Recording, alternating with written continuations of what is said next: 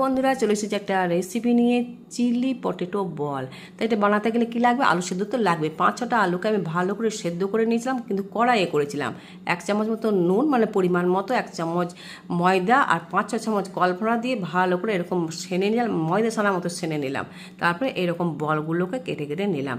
এবার 2 হাতে করে বলগুলো রসগোল্লার মতো এরকমভাবে সবগুলো তৈরি করে নেবেন। কড়াইয়ে গরম জল রেডি ছিল, সেগুলোর মধ্যে দিয়ে দিলাম, 3 মিনিট মতো সেদ্ধ করে নিলাম। আর খুন্তির ডাঁটটা দিয়ে একটু নাড়িয়ে দেবেন, তাহলে তলাতে লেগে যাবে না।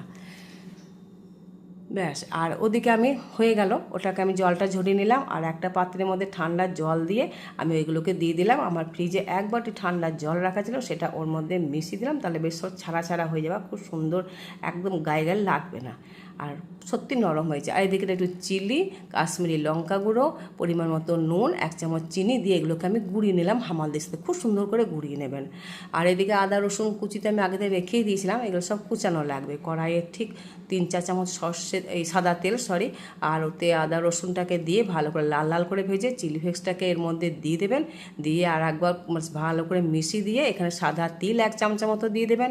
তারপর 1/2 চামচ মতো সোয়া সস, সেটাকেও মিশিয়ে নিয়ে টমেটো দিয়ে দেবেন, টমেটো সস, ওটাকে 5-6 চামচ মতো দিয়ে দেবেন। এবার আমরা যদি বলেন আর একটু বেশি দেবো, দিতে পারেন। এবার রেডি।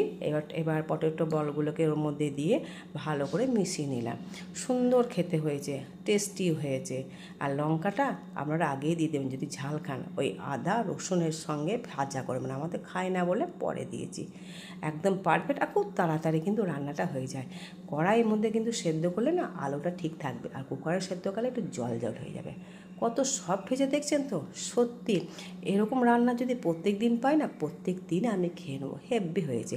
যদি ভালো লাগে ভিডিওটা একটু লাইক কমেন্ট শেয়ার করে দেবেন অতি অবশ্যই। আর